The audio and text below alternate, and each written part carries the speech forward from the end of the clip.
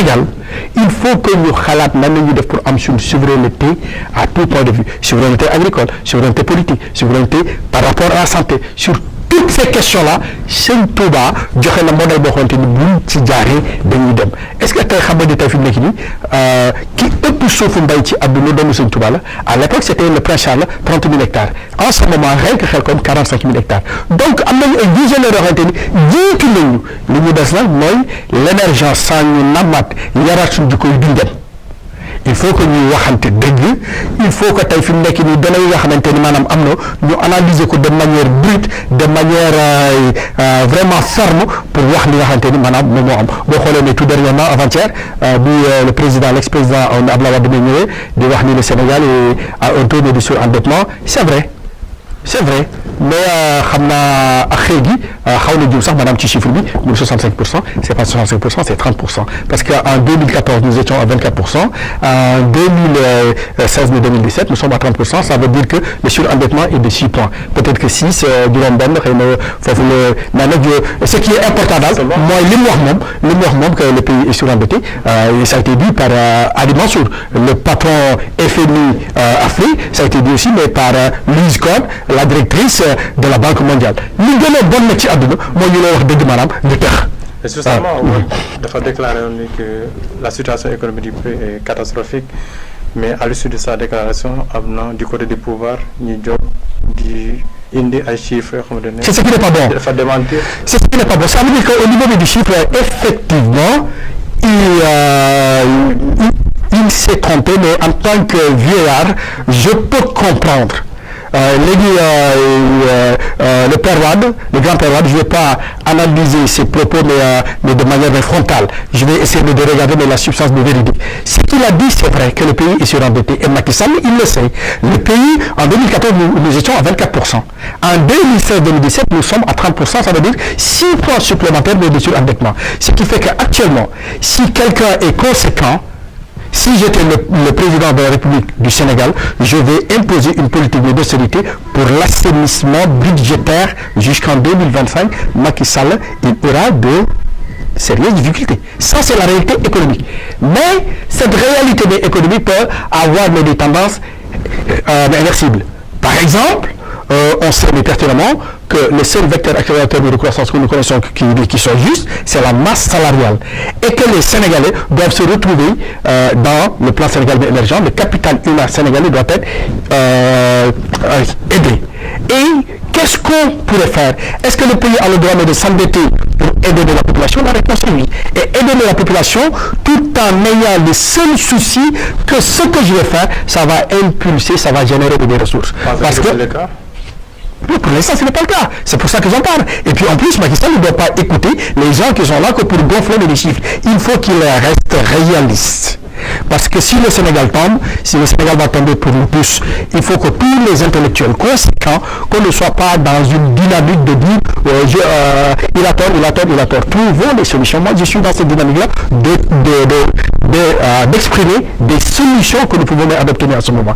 Et je sais, et je suis convaincu que le président Macky Sall le sait, qu'en ce moment, le pays a eu un taux d'endettement supplémentaire de 6%.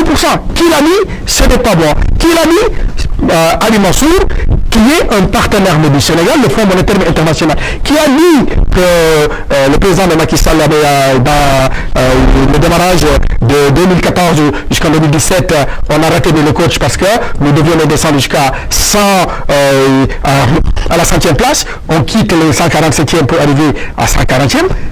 C'est le président qui avait fait cet objectif. Mais eu égard au fait qu'il y a un ralentissement de l'économie, est-ce que nous devons nous le fustiger? Moi, je ne suis pas dans cette optique. Moi, je suis dans le fait que je dois aider le Sénégal à trouver des solutions et accompagner ces solutions de manière raisonnable, dans un esprit scientifique. Il y a beaucoup de personnes qui disent, ah oui, mais quand le professeur M. Khadim Rassoul parle, il défend le président Macky Sall, je ne défends personne.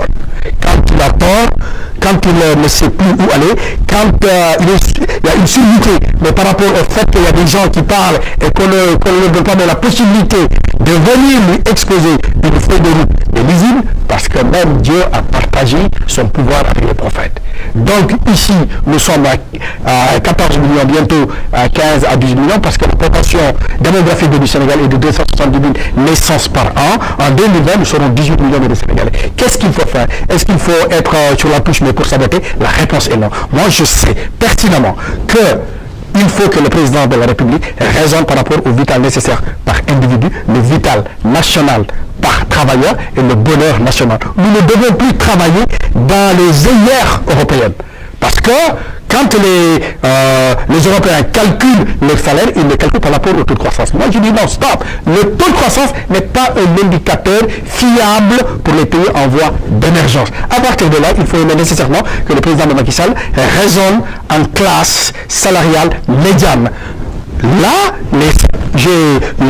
j'ai montré partout qu'en prenant les 50 000 salaires les plus catastrophiques du Sénégal, et j'ai fait une pénalisation de 160 000 francs par salarié, je vais donner au Sénégal la possibilité de créer 1 million d'emplois. Parce que 50 000 salariés sénégalais qui avaient 65 000, 100 000 ont fait un booster de 160 000 francs. Ces Sénégalais pourront espérer, si on leur présente un programme de logement mais sociaux, si c'est des jeunes de 26 ans, 30 ans en délai de paiement, ça fait 56 ans. À 56 ans, les jeunes ont fini et ça ne va pas coûter plus de 60 000 francs par mois.